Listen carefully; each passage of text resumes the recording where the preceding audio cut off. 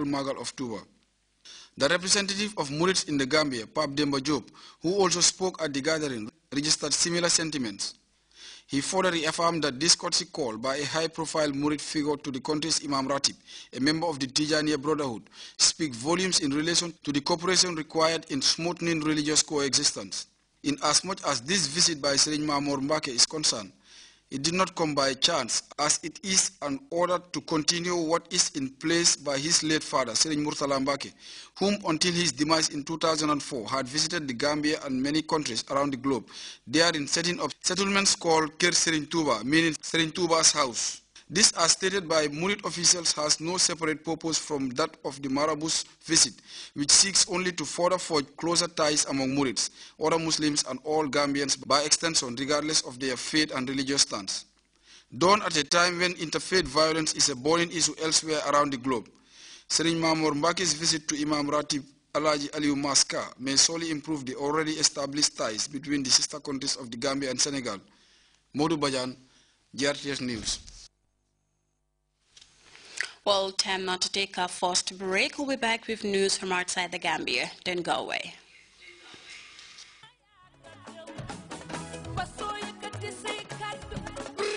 Gambia, Damane, Bentum Reume Ote, the Gambia Radio and Television Services, GRTS, GRTS Staff Association, Jingitali, His Excellency the President, Chef Professor Al-Haji Dr. Yahya AJJ Jame, no fast Kene Sumbu, Jingadum Banquet Dinner, a grand dance with a difference.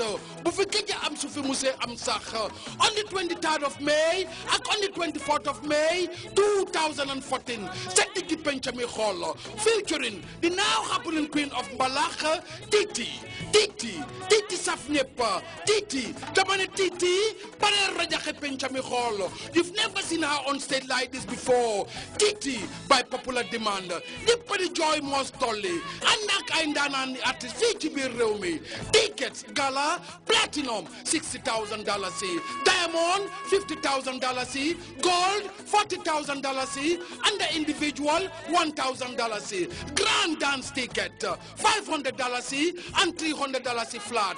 For all reservations, please call 991-199-2.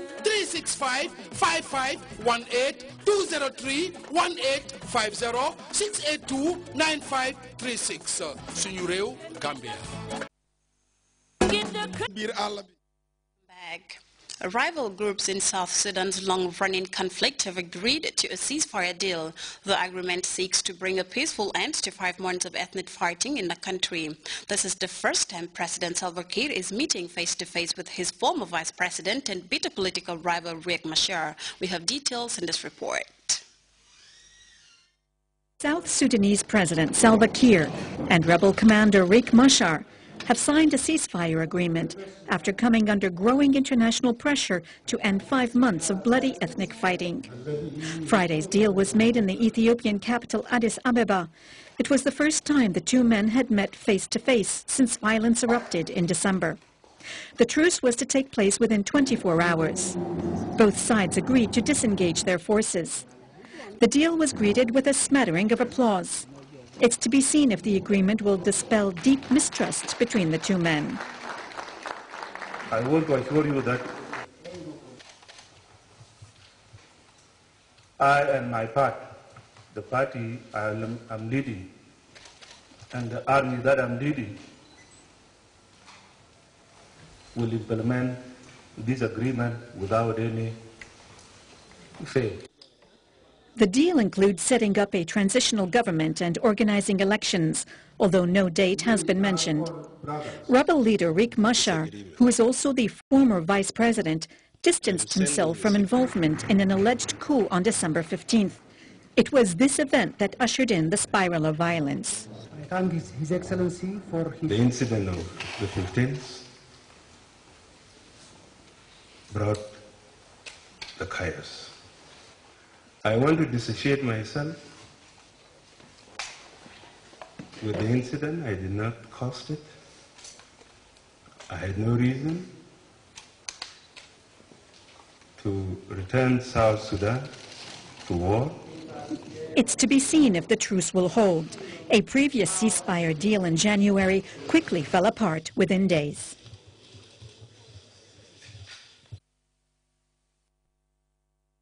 There are growing calls for the Nigerian government to do more to rescue the more than 200 girls who were abducted by suspected Boko Haram militants.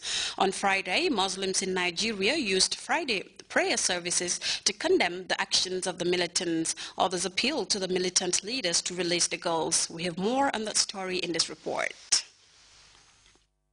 Muslims across Nigeria prayed on Friday for the safe return of over 200 schoolgirls abducted by the militant Islamist group Boko Haram last month.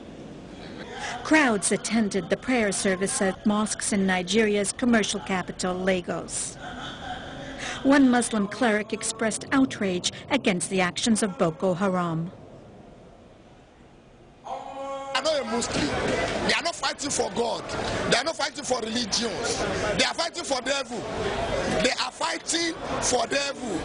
Amid protests against the abductions, one Lagos student appealed to Boko Haram's leader to liberate the girls. The children they are crying every day by day. They are in hunger. You should release them for Allah's sake. You should release them. That's what you can only beg him that you should release those children. The girls were abducted on April 14 from their secondary school in northeastern Nigeria. Boko Haram's struggle for an Islamic state has killed thousands of civilians. The group has targeted churches, mosques, schools and universities. In February this year, they killed 59 boarding school students in their sleep. At the Al-Habiyya Mosque in the capital Abuja, the chief imam said daily prayers would continue until the girls were released. We've been organizing prayers almost every day in the mosque, and every Sunday we make sure that we organize a bigger one to cap it every week and we'll be doing this inshallah until these children are rescued and until also this program, these crises are over. Muslims throughout Nigeria appear united in their condemnation of Boko Haram and their call for the release of the schoolgirls.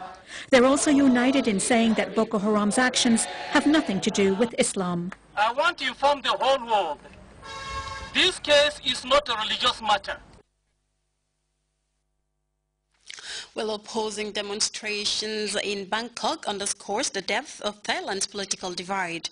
Government supporters, the so-called red shirts, are massing a protest on one side of the capital, while anti-government demonstrators are pressing their demands for the removal of the rest of the caretaker government. We have details in this report by CNN. It's Channel 3, home to one of the most popular TV stations in Thailand, and anti-government protesters have surrounded the building. In fact, this is one of 5 major local TV stations they've surrounded, demanding that they stop broadcasting what they consider to be biased information. In fact, they're calling on them to stop broadcasting any information to do with the government at all, and they want them to broadcast live and in full a statement by PDRC leader Sutet Thaugsuban. The media only reports one side of the story, the way the government wants it presented, this man says. We're not here to put pressure on the press, says this woman. All we're asking them to do is report the truth. The Thai Journalists Association has released a statement saying that this protest is tantamount to press intimidation and an impeachment on press freedoms in Thailand. They're calling on the PDRC to stop this protest immediately and allow editorial teams to carry out their jobs. But how effective is this protest really? Channel 3 has told CNN that their staff are able to go in and out of the building freely and their broadcasts haven't been affected. We were promised a final day of battle on Friday, and protest leader Sutet Thaugsuban simply asked people to stay one more night at Government House. He didn't stay there himself. And let's not forget that this protest is also a welcome distraction to the red shirt pro-government protest being carried out today on the other side of Bangkok. Tens of thousands of red red shirts. That's pro-government supporters have turned out at this rally outside Bangkok on the famous Aksa Road, and they're spread right down it. Now, the rhetoric on stage is all about steering the debate away from the anti-government protesters, talking about the Shinawatra political family dynasty and corruption in politics,